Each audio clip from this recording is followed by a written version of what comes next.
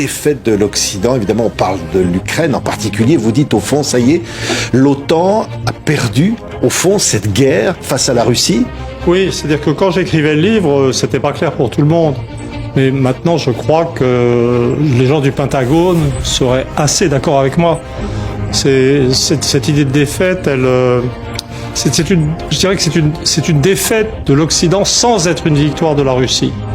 C'est une défaite parce que les Américains sont tombés dans le piège tendu par le nationalisme ukrainien. Ils l'ont soutenu, ils l'ont nourri, ils l'ont fait apparaître d'une certaine manière, mais sans se rendre compte, par incompétence, de ce qu'ils n'avaient pas les moyens industriels, en termes d'industrie militaire, de soutenir une guerre de longue durée contre la Russie. Oui. Parce que l'Occident, que j'analyse surtout, qui est au cœur de l'analyse, est devenu un monde d'illusions économiques, dans lequel le produit intérieur brut ne représente plus rien de sérieux, etc. Donc il y a une sorte d'illusion de l'Occident sur lui-même, qui s'est trouvé embringué dans une guerre avec la Russie, qui n'était pas non plus ce qu'on pensait. Oui. C'est-à-dire qu'il y a un discours sur la Russie qui a complètement aveuglé l'Occident à ses possibilités. Russophobe, vous dites, au fond. C'est-à-dire que, si vous voulez... anti-russe. C'est-à-dire que je suis sans arrêt confronté à des gens qui refusent de me voir comme un historien qui travaille sérieusement, qui essaye d'établir des séquences de longue durée dans l'histoire, de faire remonter la crise de l'Occident, des choses, et qui me traite de poutinophile ou des choses comme ça, et qui ne se rendent pas compte. Alors là, c'est sûr que eux sont poutinophobes, mais qui ne se rendent pas compte eux-mêmes que si on n'essaye pas de comprendre l'adversaire, c'est-à-dire de comprendre à qui on fait face, comment il est arrivé là, quel est son pays, quel est le dynamisme de l'économie adverse, on se désarme. Oui. Vous voyez, donc il y a vraiment... Voilà, pour moi, il y a vraiment un enjeu intellectuel autant que politique. C'est que si je milite pour quelque chose, c'est pour qu'on commence d'être enfin sérieux, après 2 ans de guerre, que l'Occident est en train de perdre dans les plaines d'Ukraine, qu'on commence sérieusement à réfléchir à ce qui se passe, à qui nous sommes et à qui est en face de nous. En fait, moi, j'adorerais que mon livre soit lu pas simplement par des gens qui trouvent que je suis sympa ou que je pense de travers ou que je suis un provocateur, mais par des gens, des décideurs qui essaient de faire face à un adversaire, par nos gouvernants, par mes opposants, en fait. Oui, mais là, le magazine Bild a publié des notes confidentielles de l'armée allemande disant qu'il y a une possible guerre mondiale en 2025. Deuxième moitié de 2025 serait entraînée par la mobilisation des forces russes en Ukraine, la défaite, après la victoire de Donald Trump, finalement la défaite de l'Ukraine, et qu'après il va y avoir un enchaînement dans les pays baltes. Non, si on lit mon livre, qui est en fait un livre rempli d'informations qui permettent de comprendre les objectifs des Russes, on se rend compte que les Russes n'ont pas les moyens démographiques et militaires, et le savent, d'un quelconque affrontement avec les Occidentaux. En fait, la signification profonde de cet article du Bild, je dirais que c'est probablement une réaction de contre-information, parce que la menace qui se profile, en fait, actuellement, avec la défaite de l'OTAN, c'est son issue, sa conséquence inévitable, qui est un rapprochement entre la Russie et l'Allemagne. L'une des choses qu'il faut comprendre, c'est que l'un des grands objectifs de la politique américaine et donc de l'OTAN, avant cette guerre, était d'empêcher le rapprochement entre l'Allemagne et la Russie. Une Allemagne qui désormais dominait l'Europe et une Russie qui remontait, je veux dire, en équilibre économique. Et ça, c'était la grande terreur. Et c'est pour ça que les Américains, ainsi que l'a montré l'enquête de Seymour Hersh, ont fait exploser les gazoducs Nord Stream, etc. Donc cet article était typiquement un contre-feu à ce genre de crainte. Vous dites, je vous entends, vous dites, Emmanuel Todd, ce sont les Américains qui sont à l'origine de cette guerre. Au fond, c'est ça que vous dites. D'ailleurs, vous accusez les Américains d'être aujourd'hui dans le culte de la violence. Non, c'est-à-dire que je fais une analyse, c'est le cœur du livre quand même. Il y a des analyses très détaillées de l'évolution de la Russie, sa stabilisation, de l'implosion et de la division de la société ukrainienne, mais le cœur du livre est vraiment l'apparition aux États-Unis, dans le monde anglo-américain en général, d'une forme de nihilisme, un processus de pulvérisation intérieure que j'associe à ce phénomène très important qu'est la disparition de toute trace de l'empreinte religieuse protestante. Le protestantisme, en fait, l'analyse du protestantisme qu'on connaît mal en France est vraiment au cœur du livre, c'est-à-dire l'Occident, dans l'esprit du grand sociologue allemand Max Weber, qui écrivait avant la guerre de 14, l'Occident, c'était les pays protestants, et l'ascension de l'Occident, c'était l'ascension due au protestantisme qui alphabétisait les populations, qui encourageait une éthique du travail, une moralité très contraignante, pas simplement individuelle mais sociale. Et dans le livre, je montre comment, par étapes, on est passé d'un protestantisme actif à un protestantisme, je dirais, zombie, c'est-à-dire dans lequel la religion, la croyance n'est plus vraiment là, mais où les gens se comportent toujours selon les règles de la moralité religieuse traditionnelle. Et puis maintenant, depuis les années 2000, un protestantisme zéro, c'est-à-dire un état de non-existence. Et si vous faites cette hypothèse qui est démontrée par des faits dans le livre, d'un protestantisme zéro, vous comprenez tout ce qui nous choque et nous fait peur en Amérique.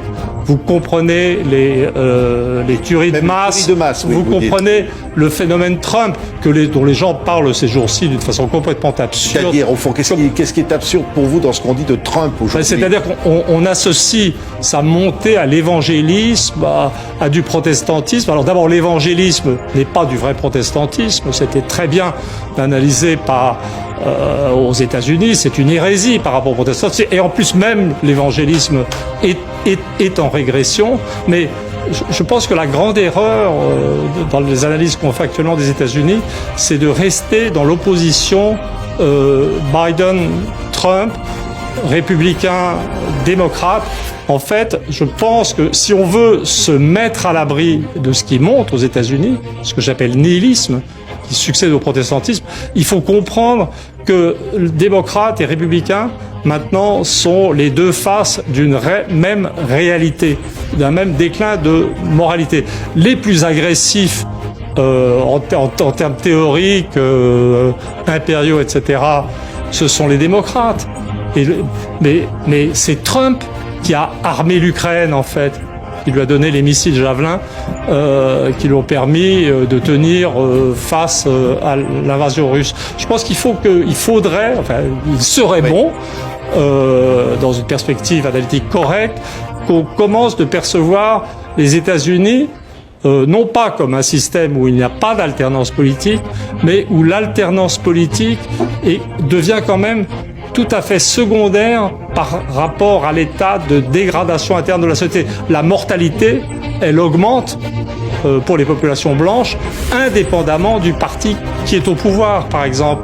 L'incapacité à construire des missiles pour soutenir l'Ukraine et l'effort de guerre ukrainien, ça existe indépendamment des débats au Congrès.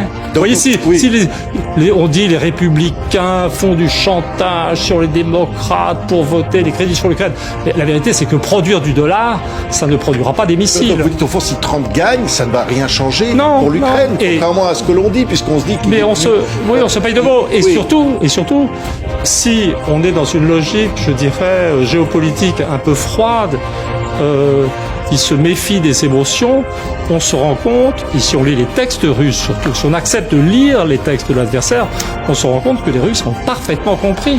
Les Russes, ça ne les intéresse pas de savoir si Biden ou si Trump va gagner. Ce qui les intéresse, c'est l'état de dégradation des industries militaires américaines. Ce qui les intéresse, c'est leur faiblesse démographique, qui indique que dans 3, 4, 5 ans, le recrutement militaire sera de plus en plus difficile pour eux. Et ça veut dire que si vous avez ces deux éléments en main, vous pouvez dire que les Russes ne pensent pas aux élections américaines, ils pensent qu'ils doivent gagner la guerre dans les 5 ans et refuser toute négociation. Mais vous dites que les Russes vont la gagner ou l'ont gagné déjà cette guerre. Mais vous dites aussi que l'Ukraine n'était pas un État-nation. Au fond, vous faites porter un peu la responsabilité de ce qui s'est passé sur l'Ukraine. Vous dites le Donbass aurait pu être donné aux Russes si l'Ukraine avait été un véritable État-nation. Voilà. Alors, comment dire? D'abord, un historien ne distribue pas des bons points et des mauvais points, ne parle pas en termes de responsabilité.